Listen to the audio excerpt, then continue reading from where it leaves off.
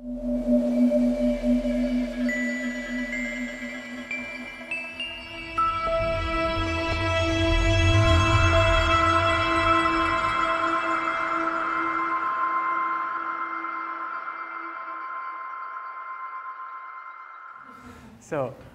also today, because there are no television cameras here, you should feel free to fall asleep or start snoring or whatever. So, okay. All right, so let me review, or quickly review what I was starting to talk about last time, which is all the different cohomology theories that are going to play a role in the proof of Lawrence and Venkatesh. So they really need all of these. So yeah, so this is the Betti cohomology, or singular cohomology, and étale cohomology, de Rham cohomology, and crystalline cohomology. And each of them, and they all have different, I mean, some of them have extra properties, like this one, de Rham cohomology has a filtration and so on. And it's the interplay between these extra structures that make them useful.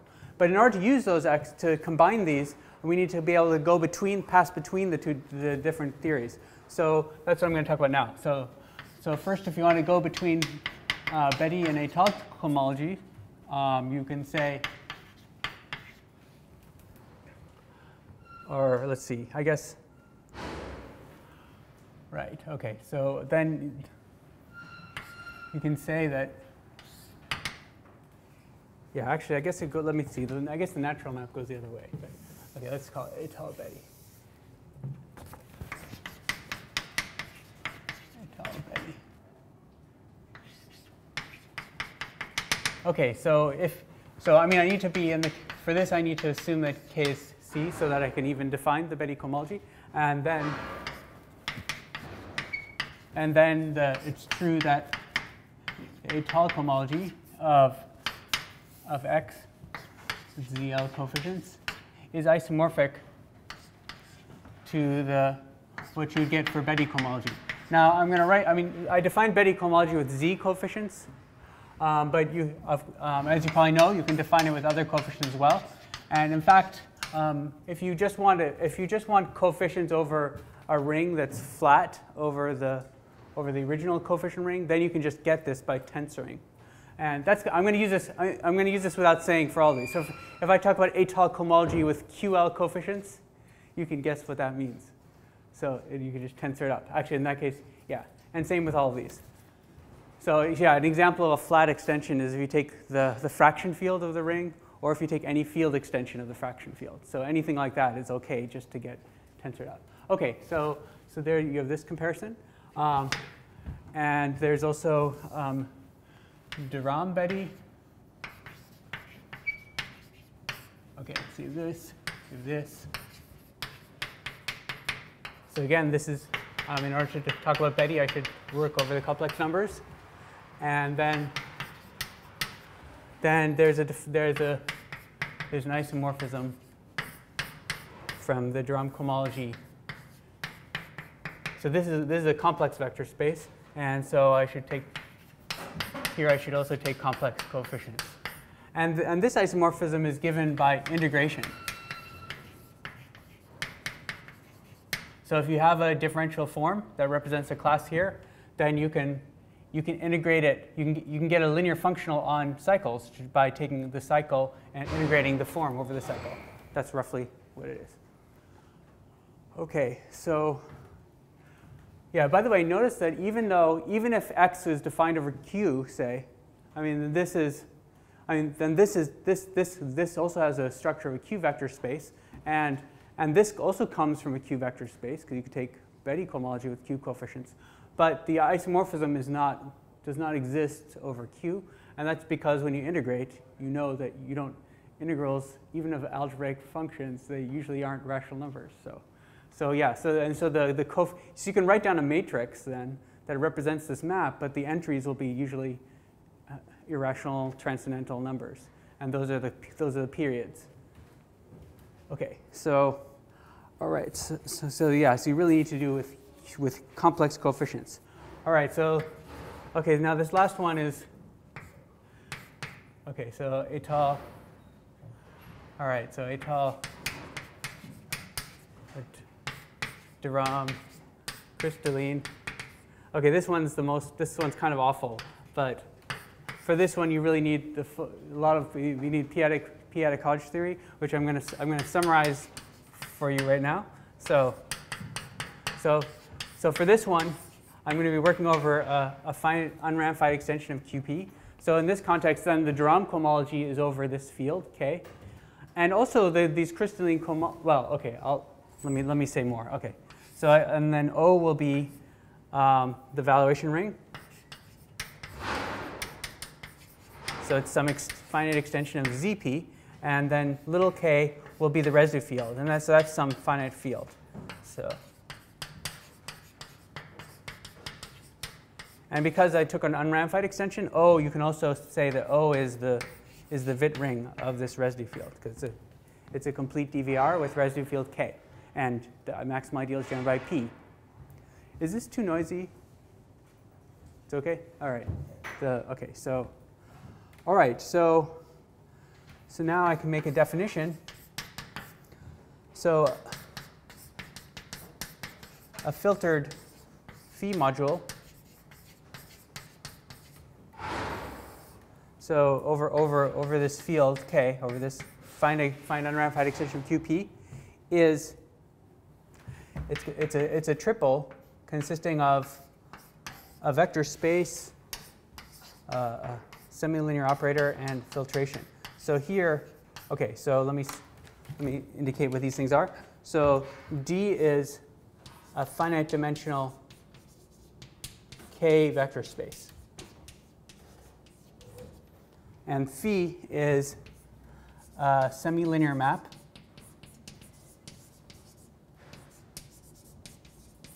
from D to itself. Yeah, and semilinear means that it's the same as here. It satisfies a relation like this, because you have a Frobenius operator on K, which is an automorphism of K over QP, and when you act by scalars, then well, phi. It's not linear, so it twists the coefficients as an I. And then finally this fill dot. So the dot means it runs over integers, and this is a descending filtration. So I have a fill sub p for every. Maybe I shouldn't call it p. Fill sub fill. I shouldn't call it I either. Fill j for every integer j, and as j increases, the subspace decreases. So yeah, so you have so let's say fill j, and it should be also what's called exhaustive and separated, and that just means that it goes all the way from the big space all the way down to 0. So the value of this subspace is 0. Is d when j is very small and very negative, and it's 0. It goes all the way down to 0 when j is sufficiently positive. Okay, so all right.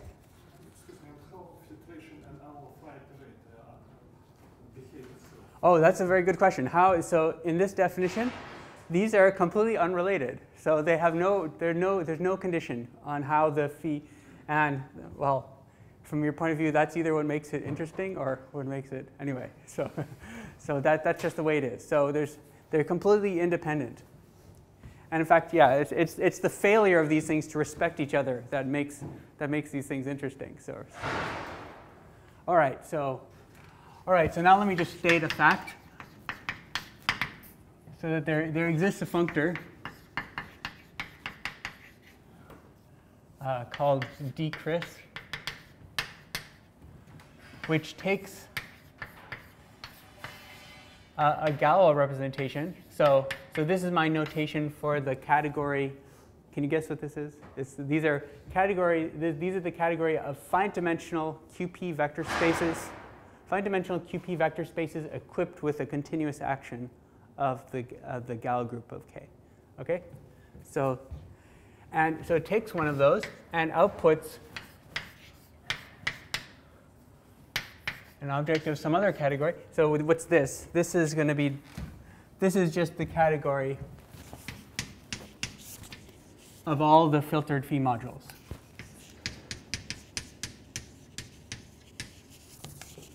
filtered phi modules over this field K. And I mean, I didn't invent this notation, but I imagine it's probably French for module filtré or something like that. Probably, I don't know. So yeah, so so anyway, so that's what it is. So okay, and how do you define this? It takes a representation. So this is the finite dimensional QP vector space with GK action, and it extends scalars to, well, some ring of one of Fontaine's rings of p-adic periods. So I mean, it's sort of analogous to what happens here, where you had to tensor up to the complex numbers in order to get a comparison. Here you have to tensor up to something much worse. But anyway, that's the way. And then you make this base ring extension, and then this also has an action of a Galois group, which I'm not going to tell you what bcris is, and I'm not going to tell you. There's a lot I'm not going to tell you, but just yeah. Anyway, that's what the functor is, if you know what bcris is, and it's not going to matter so much for my talks, but you just know there is a functor. So this is, I mean, the point is that these things are much easier to understand than these things a priori, because this is all just linear algebra data. You just give a vector space, you give one of these things that's almost a linear map, and a collection of subspaces. So these things are sort of easy to understand. Whereas these are representations of this complicated group, this absolute Galois group of this local field, which has this big wild inertia group that nobody, well. You said that bcris is a certain QP algebra of finite type? No, it's horrible. So, no, it's big. Is there an action of GK and bcris? Yes, there is. Yeah, so this is sort of this action of GK on this tensor product uses both action here and here. Yeah, otherwise you would just be taking, when you took fixed, these are taking fixed vectors. Otherwise you'd just be taking the fixed vectors of V and tensoring that with bcris, which is not what you're supposed to do. Yeah, in fact, I mean, the result of this is actually just gives you back a K vector space. So a finite dimensional vector space. In fact, the dimension of this vector space that's the output, the dimension of the output of this functor is always less than the dimension of the input. So V is a QP vector space, and the output is a K vector space. But anyway, so this is always true, and you can say, I think, did I give this definition last time? Maybe I did. Anyway. You can say that V is crystalline if and only if equality holds here.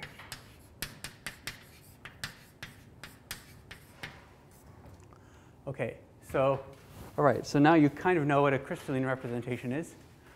And so now I can state the main theorem that this is the main this is essentially the comparison theorem for this case. I'm still in this third bullet.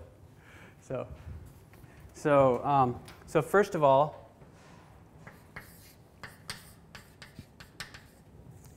this functor, it restricts to a fully faithful functor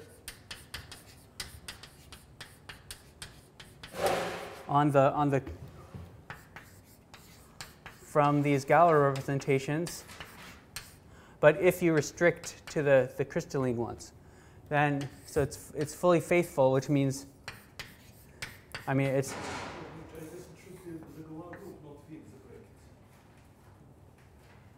Sorry. Where? Yes. Oh, sorry. This is the GK.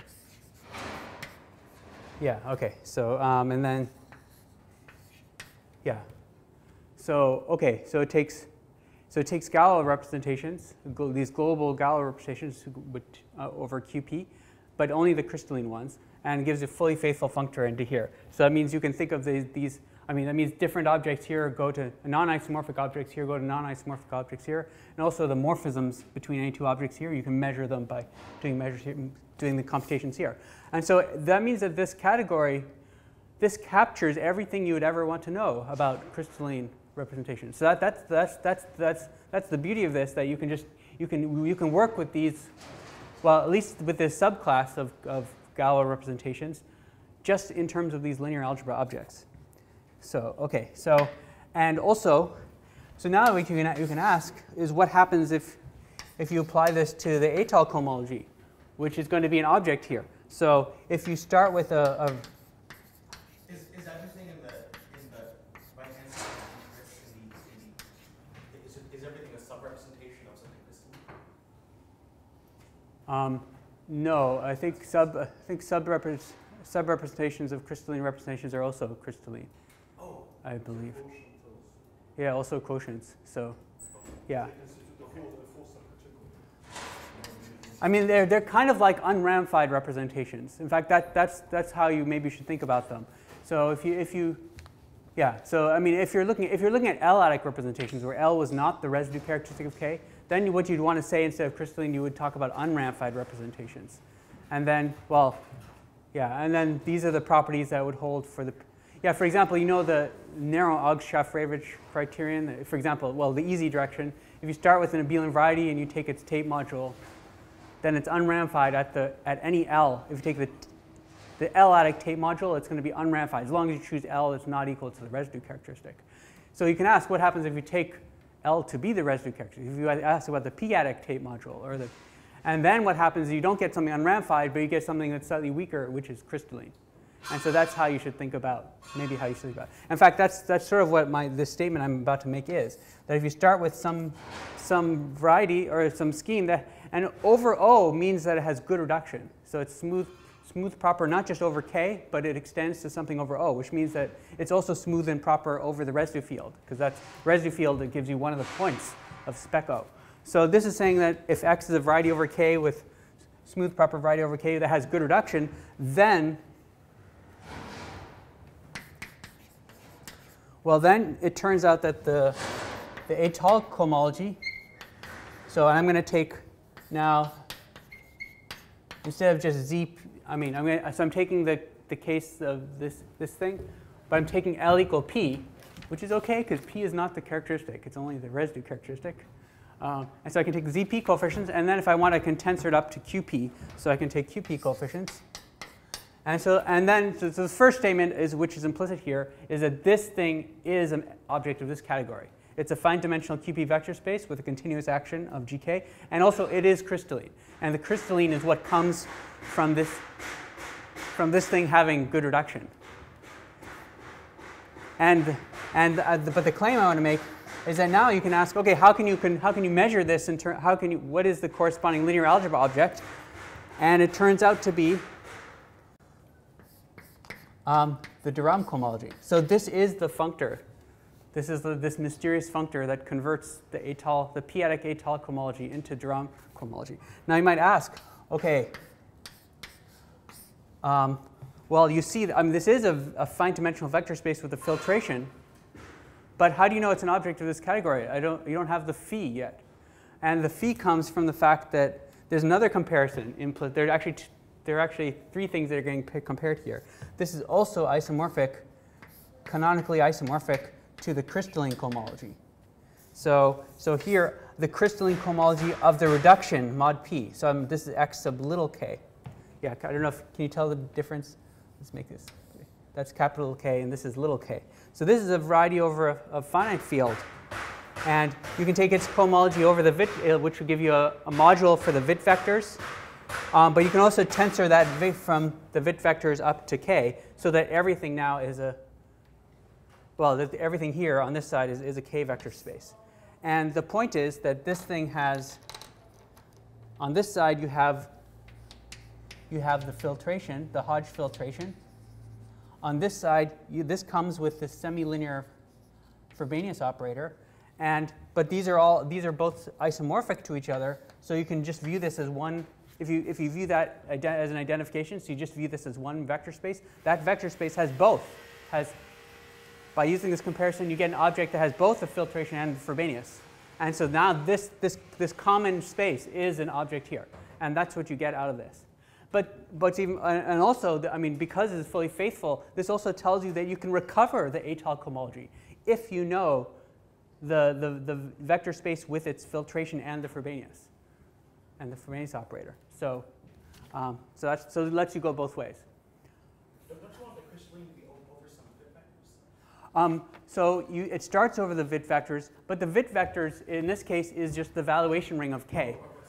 So I can tensor it up. So it does start over the vit vectors, but you can tensor it up to get it over k. So that's all I meant by this notation. By the way, it's a little bit confusing notation because this is a variety over a finite field. It's not. This does not mean that this is a variety over capital K. That doesn't make. Oh yeah, that's right. That's taking the reduction mod p. That's the little k. That's the residue field. But it's not a variety over capital K. But yet the cohomology is a k vector space. Okay, so that's the comparison. That's the. Okay, so this is that last comparison theorem I'll need. Okay, any questions about this? Okay, so now what I want to talk about is what happens when you have not just, I mean, all this was just for one variety x, but now what happens if you vary x in a family? And this will give rise to what are called the period maps.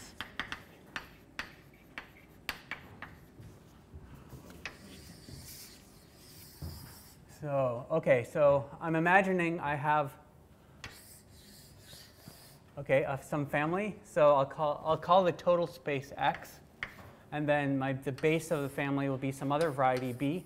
And so I'll assume that, okay, so I have this family. So I'll assume that my base is a smooth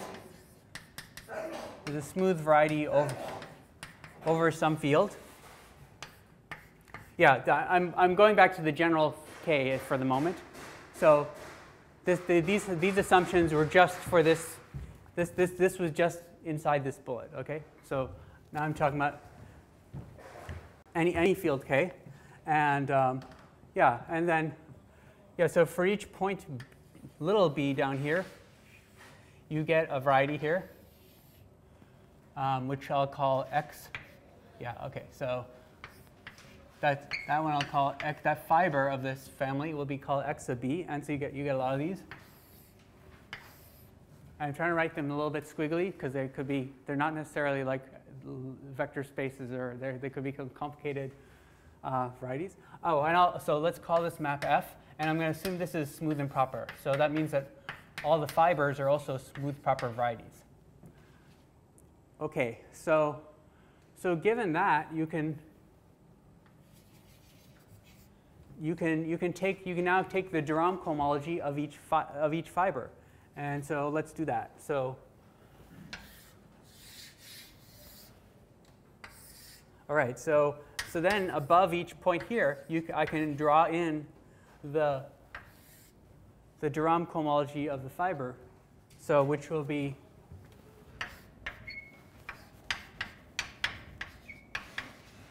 say I fix some I and take. Okay, so that's going to be a vector space over, well, if b is a k point, that's going to be a vector space over k. And again, I get a family of these. And notice that I'm drawing them as sort of straight things because they're just vector spaces. Yeah. So yeah. So altogether, you get a vector bundle. And so this total thing is a vector bundle. And the notation for it is this. So it's relative. Okay, so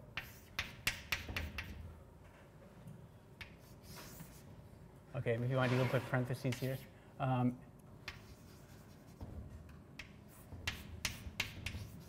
Okay, so what is all that? So what?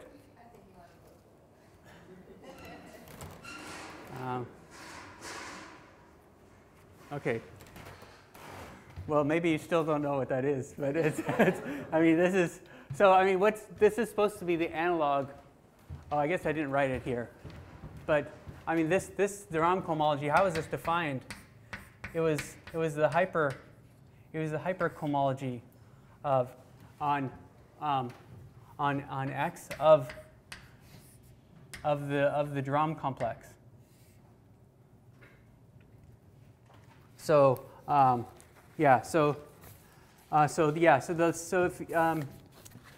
okay, so what's the family version of hypercohomology?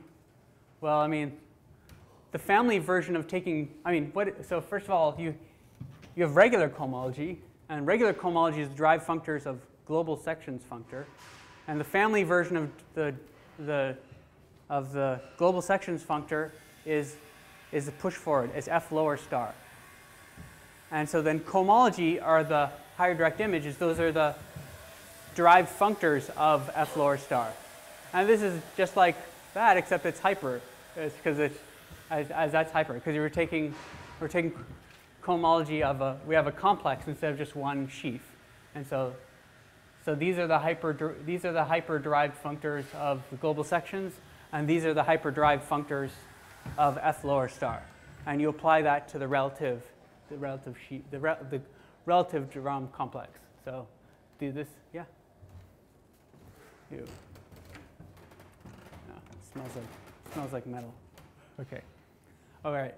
So okay. So anyway, so the result of this is a vector bundle, and if you think of it as a family of vector spaces, and each individual vector space is the drum cohomology of one of the fibers. All right. So we want to measure how this thing varies as B moves along B, and so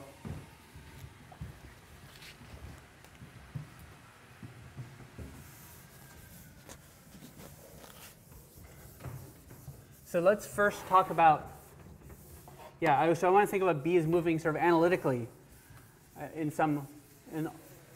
so first let me work over the complex numbers in the classical setting. Maybe I should just close this altogether. Sorry. Is that okay? It just.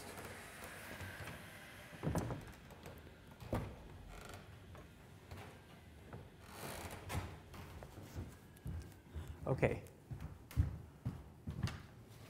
All right. So I'm going to take K to be the complex numbers now, and so before K was any field.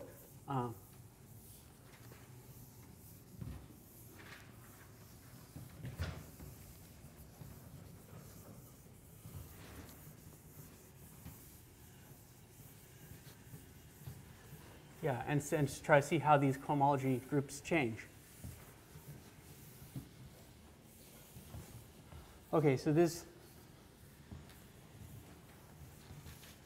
is probably well known to those of you who have studied differential geometry or complex analytic algebraic geometry. But anyway, let me talk about that. So here's the complex setting. So let K be C, and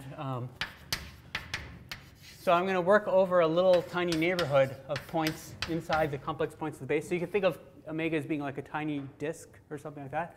I mean, all I really need is that it's simply connected. So B is the base variety, and K is the complex numbers now. Okay, so just some simply connected open subset of. So you think of a small analytic disk. Okay, so normally, if you're given a vector bundle on the space B, there's not any canonical way to identify the nearby fibers.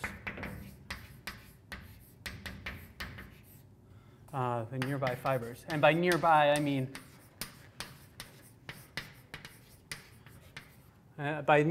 the fibers above the points in this tiny neighborhood. Okay, because there's no canonical basis even locally. I mean, there are many possible bases because you can do a GL by any matrix with whose entries are functions, and so there's no way to go to say that if I have a point, if I have a point here, a vector here in this vector space, there's no way to say what the corresponding point here. There's no way to talk about what a horizontal section is to identify the points in nearby ones, and for a general vector bundle. But for the relative de Rham cohomology, there is a way to do it. There is a canonical way. And I'm going to give you two different descriptions of this way of identifying fibers. So description 1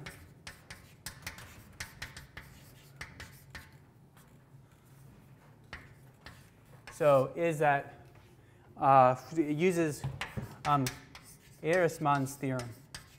So Ehresmann's theorem is a theorem of differential geometry that says if you think of everything in the C infinity category instead of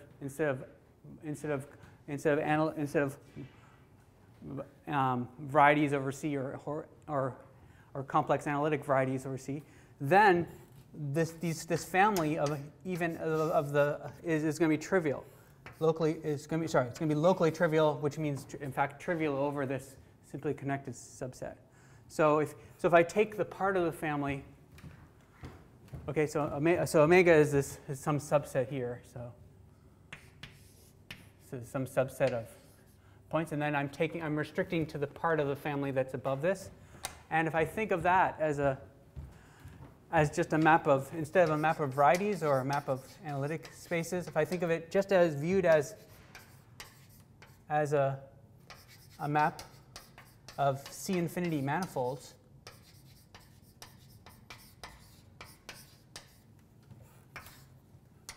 then this is actually a trivial family. So it's diffeomorphic to a trivial family. So so a constant family. So a constant. So and by constant family, I just mean you take one variety x naught, and then you just take x naught, x naught, x naught, x naught, x naught, which means it's the total space would be x naught cross omega, mapping down to omega. Okay. So I mean, you can think if you're unfamiliar with this, just think of a family of elliptic curves. So if you have a family of elliptic curves, all the fibers as C infinity manifolds just look like r squared mod z squared. And you just have a constant family of r squared mod z squared. And it's only the holomorphic structure that's varying. Or, yeah, okay. So, so these are, okay, so what do you deduce from this? So if you now look at the Betti cohomologies of these things, the Betti cohomology depends only on the topology of the fibers. And so that means that the Betti cohomology, that these are all sort of constant. And in fact, you can make, with a little more, if I said a few more words, I could explain to you that they're actually canonically identified. Yeah, so these are so above, at least above this simply connected open set, the Betti cohomologies are identified. The fancy way to say this would be to say, okay, so I guess I'll use orange for fancy. So the fancy way to say that is if you take the relative Betti cohomology, which would be this, you take, for example, the constant sheaf of complex numbers, you take relative cohomology of that, so that this is what's called a local system of complex vector spaces. So complex vector spaces on V. So locally, it's just a constant family of complex vector spaces. So it's a locally trivial sheaf. All right, but now you can use comparison theorem to say that the same thing is going to hold for a de Rham cohomology. So you can just replace Betti by de Rham and say that these are also canonically identified. But I should say that when I say they're canonically identified, I'm only thinking about the naked vector spaces. So without the filtration. So without filtration.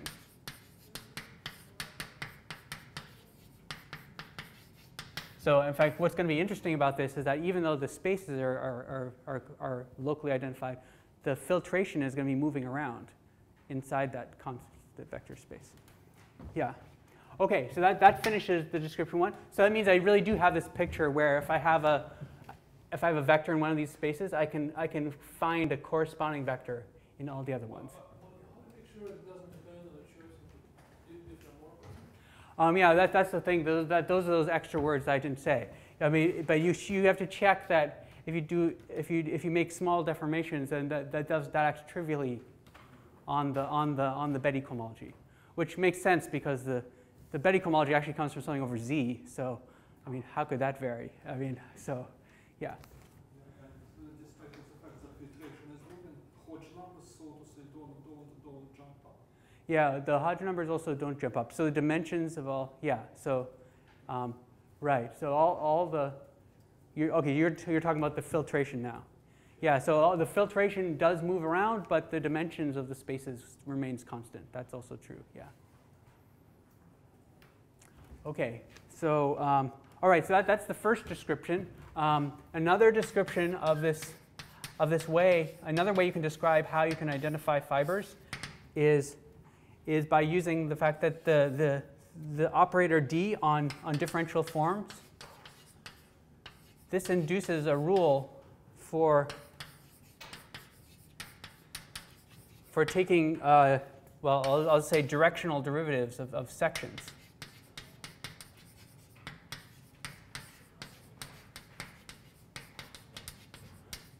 Of sections of this relative de Rham cohomology bundle. So I'm saying, yeah. So I'm saying that if I have some section, so above this, I mean normally there's no way to know what horizontal means. So you can't say what the derivative of this is. But if you haven't, but the D gives you a way to take the directional derivatives and so okay. So the fancy way of saying this is that let's see, is that this vector bundle. So it comes equipped with a connection. So the connection is just the rule for taking these derivatives. So okay, I'm not going to talk about. I'm not going to define connection or go into this, but anyway. And yeah, so it's called the Gauss-Manin connection. Gauss-Manin connection.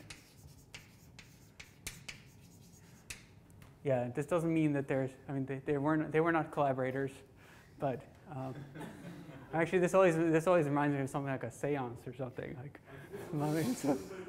what? Okay, so it's Grothendieck's fault. Okay, so all right, so yeah, so it's anyway. So the Gauss-Manin connection, and this thing is it's defined. I mean, because it's given it comes from just D. It's actually defined algebraically, just as the operator D on differential forms is defined algebraic. So it's actually definable even over, well, even if I started with a variety over a smaller field K, then this connection would still be defined over K instead of having to go all the way to the complex numbers. And it's also an integrable connection, which means that locally. Okay, well, maybe I'll say a little bit more about that, what that means there later. But okay, so and then once you have that notion of taking derivatives that's given by this connection, you can say that you can make sense of what it means for a section to be horizontal. So section S of this relative de Rham cohomology bundle is horizontal if its derivative is 0. So, yeah, so it gives you a way to talk about which of these sections are horizontal. And so hence it gives you a way to say what corresponds to what in different fibers. And now what kind of equation is this? I mean, if you try to write this out in terms of if you choose a local basis for your vector bundle, so you write your vector bundle locally as a power of the structure sheaf O, and then you can write, then a section corresponds to a vector, a tuple of functions now, and then the differential operator can be expressed in those, and this equation, yeah. So let's see. So this equation really amounts concretely what it is. It's a system. It's a system of linear differential equations, and with coefficients. So the coefficient functions that appear in this linear, those are just algebraic functions. They're just actual, global functions on some Zariski open subset of B. So that are algebraic functions on B. Yeah, and you can form the, yeah, and also the solutions to this differential equation. I mean, they don't necessarily exist algebraic solutions. I mean, usually if you solve a differential equation that has algebraic functions in it, you'll usually get like the derivative of y prime equals y. Then it's not, it doesn't. That's an algebraic differential equation, but solutions are not algebraic. So the same thing happens here. So, but the solutions are not. But the solutions are analytic. There do exist analytic solutions. Oh, and this integrability condition. That has to do with what happens when you're more than one dimension. There's some condition when you have a system of PDEs for the integrability condition. For example, if I have a two-variable function f of x, y, and I independently tell you I want the partial f, partial x to be something, and I tell you the partial f, partial y to be something other function, usually there's no solution to that because there's a condition that the y derivative of the x derivative should be the x derivative of the y derivative. And that's a condition, and that's the integrability condition in that case. And there's something similar, but it holds in this case. And so there actually do exist analytic solutions, a full basis of solutions. And so you do have, so that means that you really do have a horizontal section through every point in this family. And so you really can use this to identify fibers then. Okay, and so, so I've given you two ways to identify nearby fibers. They're analytic ways of doing it. And the nice fact is that they agree. They're the same. So, well, maybe it'd be more interesting if they didn't agree, but they do agree. So they give you the same local identification. So in other words, if you take, for example, if you take the integral cohomology class of one of these, then those give you sections that are horizontal with respect to the Gauss-Manin connection.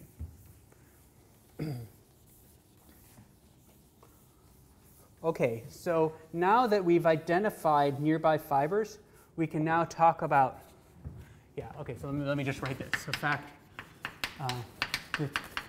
the two descriptions are compatible.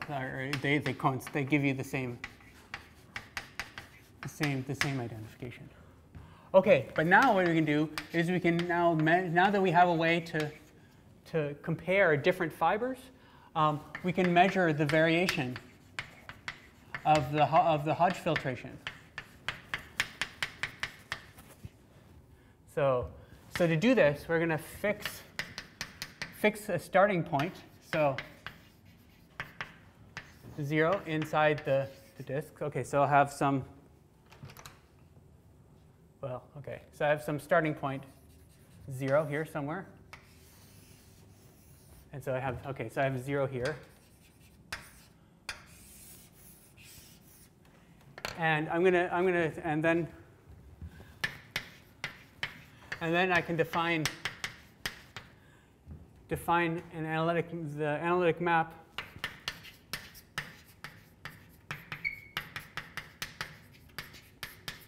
that goes from omega to something. What it does is it takes each point and it gives you,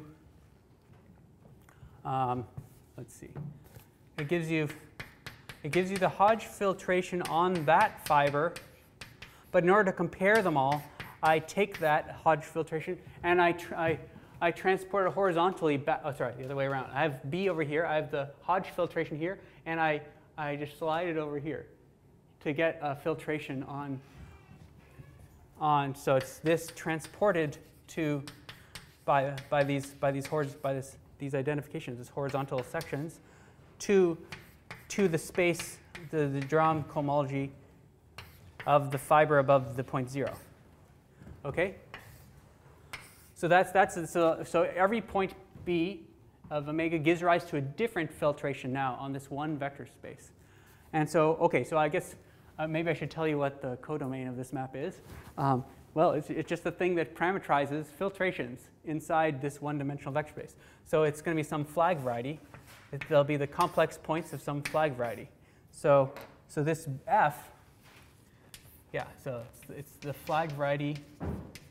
Yeah, flag variety is kind of like a Grassmannian, except instead of just parameterizing one subspace of a fixed vector space, it's parameterizing a whole chain of subspaces. So parameterizing chains of subspace, descending chains of subspaces in this one vector space, this one fixed vector space. That's the fiber of this family above 0. Okay, so yeah, I mean, you can also say, I guess you could also, I mean, as Yuri mentioned, the dimensions of these subspaces in the filtration, that doesn't change as you move around in the family. So you could also specify that, and that'll give you a particular smooth projective variety F then. Okay. And another, okay, maybe one remark also. Yeah, so this is called the period map. So I'll call it periods sub C. And all right. So maybe one more remark about this. If my original family were not just defined over the complex numbers, but actually came from something over a subfield, it came from a subfield.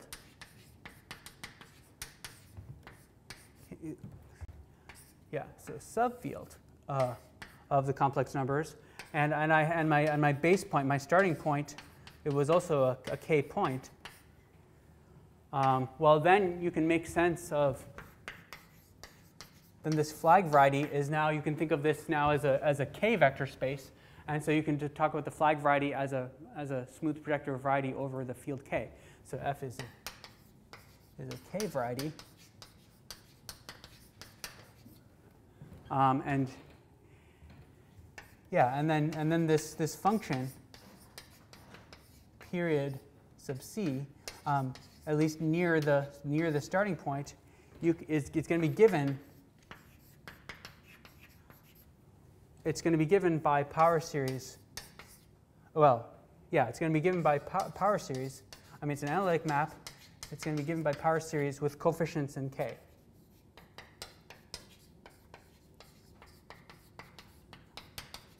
I mean, if you choose coordinates on B and you choose coordinates on F, both over k, then this map is given by power series. Each coordinate is a power series with coefficients in k, and that's true because this thing comes from the Gauss-Manin connection, this comes from solving this differential equation, which is an algebraic differential equation with where all the functions have coefficients in k. So that's why this is true. All right.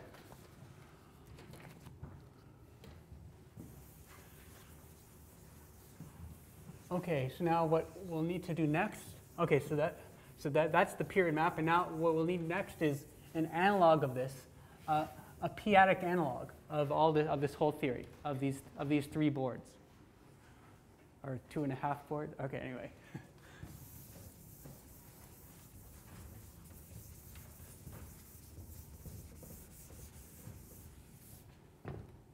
All right, so now we're going to move to the p-adic setting.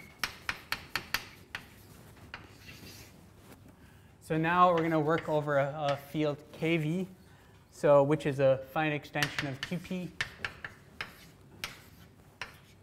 Yeah, let's say unramified. Fine. So it's the same setup that I had in the comparison theorem. So you also have the valuation ring and the residue field. Okay, maybe is it okay if I just define right? Okay, you know what these are? Yeah. This is a little k. Yeah. Make it taller. Yeah. Okay. So, all right, and I'm going to start now with B. That's a smooth scheme over OV. Okay, so it's everything. All right, and then I'm going to focus on one residue disk, which corresponds to choosing one point of B over the residue field. Yeah, so my residue disk then is going to be all the points over OV that reduce to this point over the residue field, 0 bar. And also, well, maybe this is kind of backwards, but now let me also fix a point. Sorry, I should distinguish my O's and my zeros. I'll fix a point inside this residue disk. Okay, so after the fact, I mean, this 0 bar is the reduction of this 0. Yeah. So maybe I should draw a picture. Well, okay. Well, okay. I don't know if I really want to draw a picture, but here's B of OV, and now I have a little disk in here somewhere, a little residue disk. That's my omega. Then I have a 0.0 that's in there. Okay, and so then and above that I'm going to have the family of varieties. So I'm still in the setting, the general setting where I have X going to B, and I still have the family of de Rham cohomologies and so on. So all right, so. Okay, so now I want to say that p-adically I can identify the nearby fibers as well. So, and there are 2 ways to do it. So description 1 of the way of identifying fibers is to, well, I can't use Betti cohomology anymore because there's no Betti cohomology over p-adic numbers. But the crystalline cohomology plays a similar role. So if I look at the KV vector spaces, these de Rham cohomologies, I want to say that I can identify these for B in this residue disk. And the way you identify them is, well, so these are canonically identified.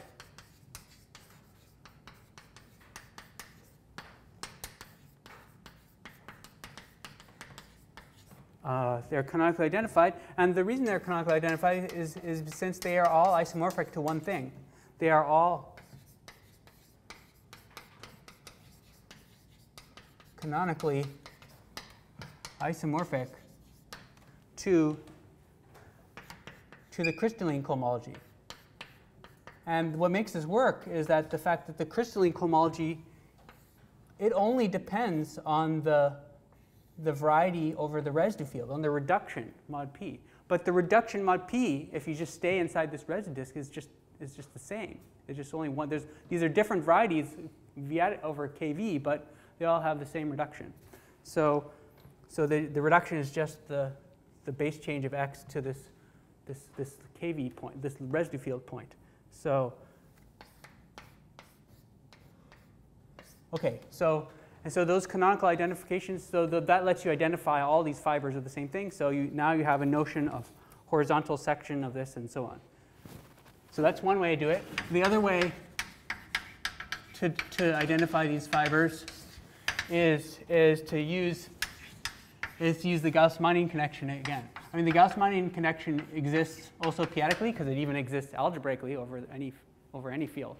So, and then you can talk about solving the differential equation given by the Gauss-Meinien connection. But now you'll be talking about p-adic analytic solutions to this system of differential equations. But again, that system it will have analytic solutions because it's an integral connection. It will have analytic solutions that exist in some neighborhood of your base point 0. And so those define the horizontal sections. When you say neighborhood, do you mean the whole residue disk? Or? Yeah, actually, in this case, it actually extends to the whole disk. Yeah, so you can actually identify all the fibers over the entire disk. It turns out that turns out to be the radius of convergence of these solutions. Yeah. So okay, and again, there's a fact that these descriptions are compatible. The two descriptions are compatible. Two descriptions. In other words, the sections that are given by crystalline cohomology, those are horizontal for the Gauss-Meinien connection. So these descriptions are compatible. And so now, so now you can define a corresponding period map. So you can define a p-adic analytic period map. So that goes from omega v into the kv points of the same flag variety. Oops. Okay, I'm not sure why that d is so big, but anyway. All right. So there. It takes b, and it's the same definition as before. You just take the Hodge filtration on the Drame cohomology of that fiber, and you transport it using this way of using either one of these two descriptions. You transport it to the Drame cohomology above this starting point, this O, this 0. Okay, so, all right, so, and maybe one final remark about this, which is like a comparison of these two period maps. So in order to compare them, I need to have a situation that I can base change both to the complex numbers and to the kV. And so for that, or to OV even. So for that, I'll start with a family that's defined over a ring of S integers inside K, and V is someplace outside S. So that means I can map this thing into OV then. So and V should be unramified. So okay, let's say unramified in K over Q. B should be smooth over K. Yeah, B should be smooth. Yeah, everything is still smooth. Yeah, B is smooth, and X over B is smooth and proper. The same assumptions as before. But then you can define both of the period maps. You can define and the nice thing. Yeah, and now F itself is also defined over K over the number field K, and B and these two analytic maps. Although one of them is complex analytic, and one of them's sort of KV analytic, p-adically analytic. In terms of coordinates on B and on F, they are given. I mean, we said before that they are given by it's power series with coefficients in K. But what I want to say now is that they're given by the same power series.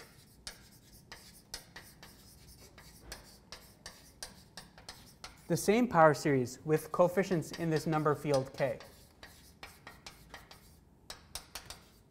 It's just that for the first one, you just consider those, you just evaluate those power series, you just consider complex convergence, you just plug in, and for the other one, you plug in p-adic numbers, in numbers of KV. And the reason they come from the same power series is because, and that's just because they both come from the Gauss-Meinien connection, which is defined over the number field. And so they're both solutions of the same you can solve this Gauss-Meinong differential equation formally to get formal power series solution. And then those same formal power series, you're just evaluating them either on complex numbers or on p-adic numbers to get these two period maps, to get these things. Okay, so yeah, so the conclusion. Okay, so there's only one Gauss-Meinong connection. It's defined algebraically over the number field. And if you want to get it over the complex numbers, you just base change from the number field to the complex numbers. The Gauss-Meinong connection is purely algebraic. It's only when you try to solve the differential equation that you end up with analytic things. So, okay.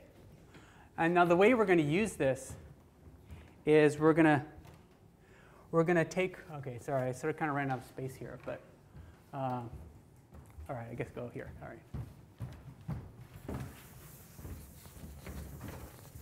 I just have one more sentence I want to say about this. So I'm still in that setting and inside that remark. Now what you can do is you can take the period map. You can take its image on this omega. And now that's going to be some analytic subset of this flag variety. But I mean, the flag variety itself is an algebraic variety. And so what you can do is you can take the Zariski closure of that image. I mean, even if B is just one-dimensional, so even if this is just sort of like an analytic curve mapping it here, I mean, there's no reason that there should be any algebraic functions that vanish on it. And so this Zariski closure could still be quite large. So okay, that's just my notation for Zariski closure. Yeah, and now you can do the same thing for the p-adic period map. You can take its Zariski closure. That has some p-adic. That image is some sort of p-adic analytic thing, and you take the Zariski closure in this variety f over the number field. And what I want to say is that these are equal as subvarieties. Yeah, so these are as subvarieties of f.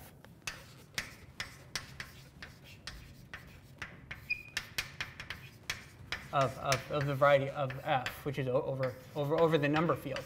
So I mean, these Zariski closures are, first of all, they're defined over k, and I'm saying that they're equal. And the reason that's true is because, again, you can understand this you can just do everything formally, and just think about these period maps. I mean, I guess I didn't even write it, but there's also a formal period map that's just given by in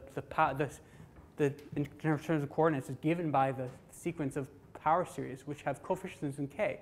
And if you ask what are the polynomial relations satisfied by those images, by those power series, I mean, that's just some sort of linear algebra over k question. If you ask, well, what expressions in those power series vanish, and that's what defines these Zariski closures. Okay. Yes. So you're saying if you take the Zariski closure over C, it's actually defined over k. If I took the Zariski closure over C, over the complex numbers, Then it ends up being defined. it would actually be defined over k. Yeah. Right. Because it's a question about relations, polynomial relations between the power series that are all over k. And then for the formal version, you take a formal completion of the point, like formal scheme kind of thing? Yeah, you would have to do it. You would do it if you want to really do it. You would do it in terms of formal schemes, right? But or naively, everything's just power series over the number field k. Okay. Any questions about this? So I think it's time for a break. Yay! So I'll erase the board and then we can continue. All right. Okay. So I've set up all the preliminaries now. So now we can start actually talking about what Lawrence and Venkatesh did and the rational points. So. Okay. All right. Playtime is over. So, all right. So, by the way, I should say that I've been typing up my lecture notes, and there is a version on my well, in a secret. I'm not sure if it's. I just emailed it to my new. It's not yet posted. Okay, so maybe it'll be posted along with in my abstract on your page, maybe or somewhere. The abstract should be posted. Yeah, no, but to add the link to. Maybe you can put the link in the same place. Yeah. Okay. Okay. Anyway, I mean, it already exists on my web page, but maybe it's hard to find because I didn't include a link from my web page to it yet, partly because it's still under construction. But anyway, so all right, and so now I'm going to get into so all we've been doing so far is just the preliminaries, all the ingredients that go into the Lawrence Venkatesh proof, and so now I'm going to actually start talking about what they do. And part of my exposition is based on some lectures that were given, two lectures that were given by grad student Zijian Yao at Harvard. Okay, you know him? Okay, yes. All right, so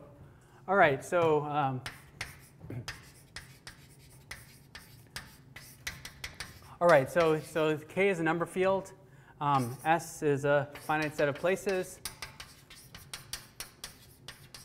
Okay, including containing, let's say, containing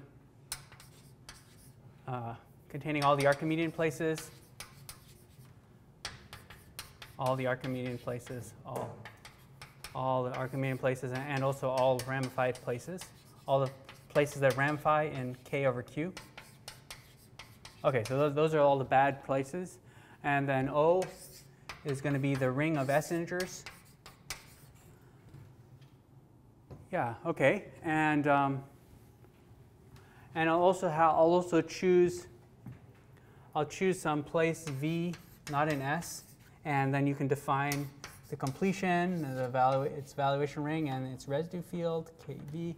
Yeah, and then Y will be. So this is going to be a curve. It's going to be a smooth separated finite type, and it's going to be of good reduction outside S, so it means it's actually it's going to be an O scheme, and such that it's if you take the generic fiber over the number field, then this is a I guess I'll say it again. Although of course it's smooth, but also it's now geometrically integral curve, not necessarily proper. I mean, I'm allowing the affine curve case too, but I do want it to be hyperbolic in the sense that I talked about in the first lecture. So the Euler characteristic should be negative. So that's saying that y okay is hyperbolic.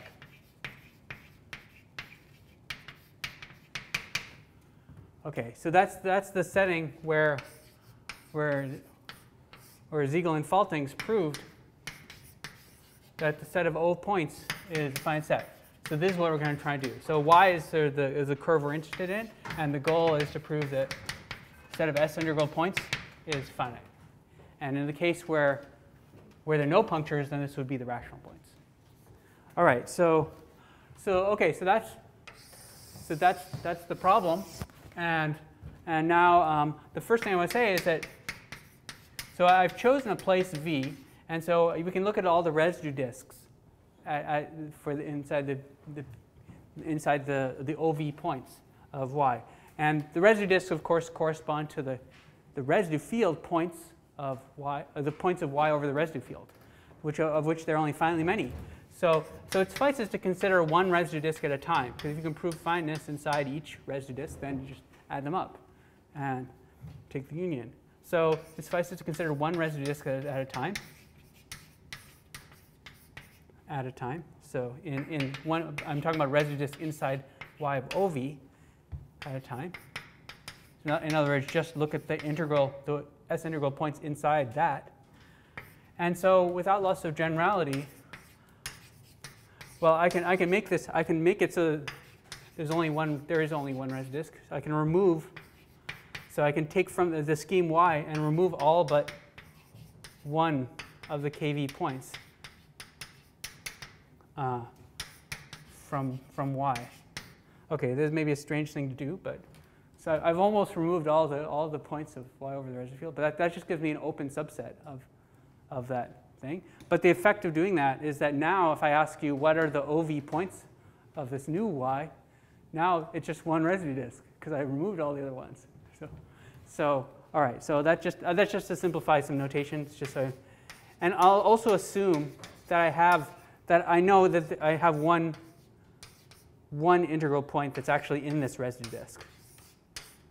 I mean, if there aren't any, then we're done. I mean, I'm not at this point trying to give you an effective algorithm or anything. In fact, they don't, Lawrence and Venkatesh don't do that. But we're just trying to prove fineness. So if there are no integral points, then that's great. So, all right. So, but let's assume we have one. All right. So let me tell you now what the rough strategy is.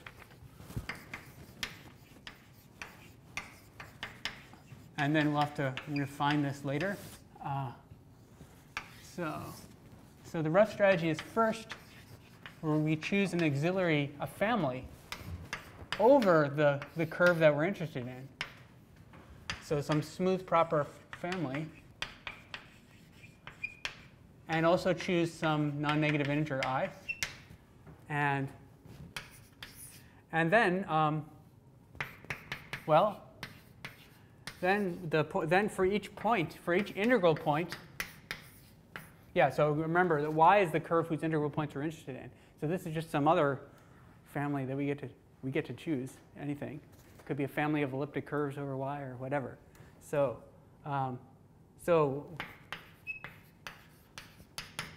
but each.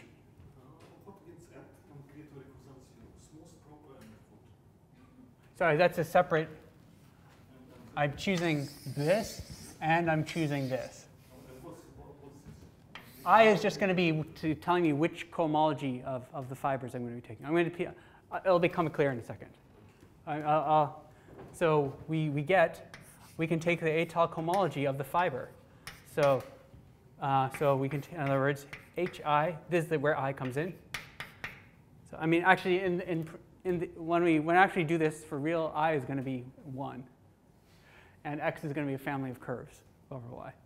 At least in the proof of the model, in the higher, yeah, at least for this case, that's what it is. And now, so we're taking the cohomology of the fiber. Now, I guess technically, okay, and then as usual, we take that view to the geometric thing, so over k bar, and we're going to do p-adic cohomology, QP cohomology. Okay, so each integral point here now gives rise to one of these objects in this category of QP representations, of the global Galois group. All right. And let me also remark that these are, yeah, in fact, I mean, these are actually going not just representative, but they're actually crystalline. I could put crystalline up here if I want to. That's because everything here has good reduction. So, yeah, and also, I mean, these representations also have another property, so another remark, that this Vy is what's called pure of weight, or Frobenius pure of weight I. And what this, and that holds at any place W that's not in S. And so what that means, I guess maybe not above P. Let's see. Maybe I should put all the primes above P in there. Oh, except I don't want, no, except I want V to be outside S. Okay, maybe, all right. Okay, not above P, I guess not above P. So what this means is that the eigenvalues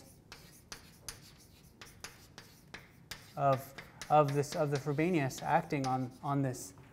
So this is some element of the Galois group. Is P the residue characteristic of P? Yeah, I guess so. Yeah. Yeah, P is. Yeah, definitely. Yeah. So maybe I should have said that. So V divides P. Okay. Because I want to be able to do the comparison of. You need that, and if you want to compare this to the de Rham cohomology and crystalline cohomology, then so that which is going to come up soon. So all right. So this pureness condition is just telling you about the eigenvalues of of the Frobenius acting on this vector space. And it means that they're algebraic integers. It's like in the, just as in the Weil conjectures, they should be algebraic integers of whose conjugates all have complex absolute value. Well, let's see. So it should be some power of the residue field size, and the power should be I over 2. So if I is equal to 1, then the eigenvalue should be square root of q. OK, so that's good because it means that the traces of those Frobenius elements, they live in some finite set that you can specify a priori. And that's what you need as input into Faltings' finiteness theorem that I talked about in the second lecture. So in fact, the third step is to use that theorem, that Faltings' finiteness theorem for semi-simple Galois representations to prove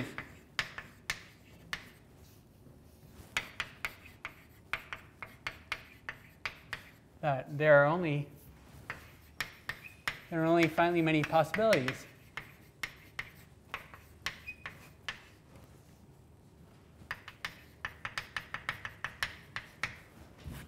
for the isomorphism type of Vy. Now, there's a major problem in this, is that I don't know a priori. I mean, Faltings' finiteness theorem was only for semi-simple representations. And we don't know a priori that these representations are semi-simple. And that's going to be one of the major headaches that comes in. Yeah? Maybe follow from the introduction you gave earlier, but is it clear that this is going to be crystalline? So the crystallineness it comes from a theorem that if you have if you start with a smooth proper variety over the local field, I should say crystalline at V. Okay, maybe I shouldn't even. Let's not even worry about it. I mean, crystalline is a property of a representation of a local Galois group. And what I'm going to say later is that when you restrict it to the local Galois group, to the decomposition group, then it's crystalline at V, then it's crystalline at V. And that becomes from the fact that the variety has good reduction at V. It's like this narrow Algerstaff-Rayrich kind of result, that if you have a variety have good reduction, then it's cohomology. If you look at it L-adically, where L is not the residue characteristic, then it's unramified. If you take it at a prime, like here, a V that divides P, then it's crystalline. So, yeah. Okay. Anyway, that's going to come up later. But okay, here there's a major headache that we don't know a priori that these things are semi-simple. I mean, for the case where the family is a family of curves, then Faltings, as part of his proof of the Mordell conjecture, proved that these representations are semi-simple. But using that is considered cheating. So, because Lawrence and Venkatesh really wanted to use an independent, because for that Faltings had to go through. That's hard to prove those. And so Lawrence and Venkatesh eventually have to get around this. They're going to have to get some a priori way of maybe not proving that all the fibers are semi-simple, but proving that only finitely many are missing. That only finitely many are of these representations are not semi-simple. So that's hidden. That's a very painful thing that's hidden in this third step. And then finally, the idea is to prove that. Now, I mean, all this would be useless if it turned out that, I mean, even if you knew that there are only finitely many possibilities for this isomorphism type, this would be useless if it turned out that the Vy's were all isomorphic to each other, if it was just a constant family. Because then, okay, there's only one possibility for the isomorphism type, but that doesn't tell you anything about how many integral points you have. I mean, you have a map from the integral points to these isomorphism types of representation. But just because the target is finite doesn't mean that the source is, unless you know that it's a finite to one map. And so that's the last thing to prove. You have to prove that these representations, that this varies enough with Y.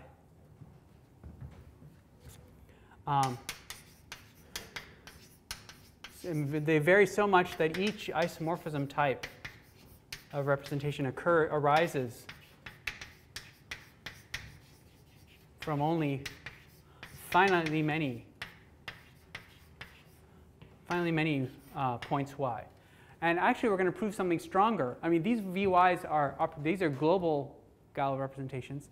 But we're going to prove that even after you restrict them to a decomposition group, even when you restrict them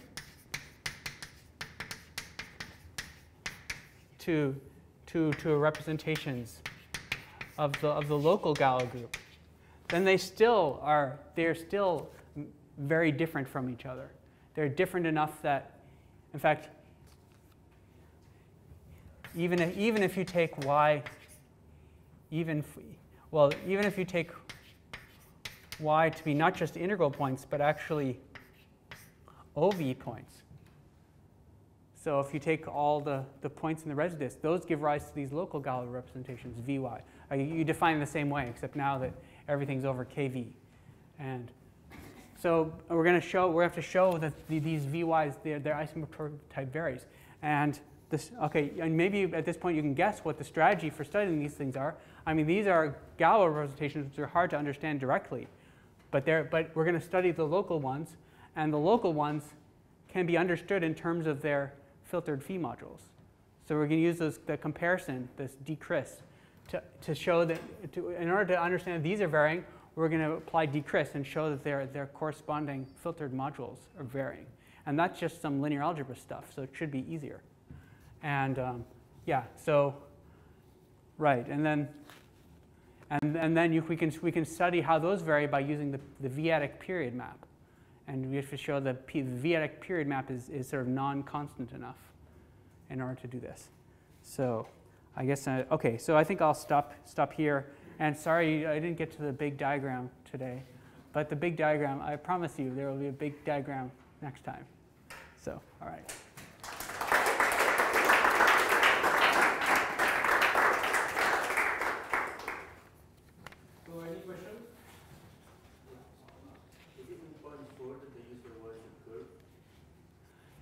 Is it important that the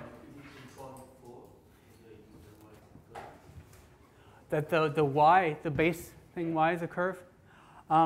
Well, it's a lot easier when y is a curve. I mean, actually in the final sections of Lawrence and Venkatesh paper, they start working on trying to prove a fineness theorem for some higher dimensional varieties. Although the results there are more partial.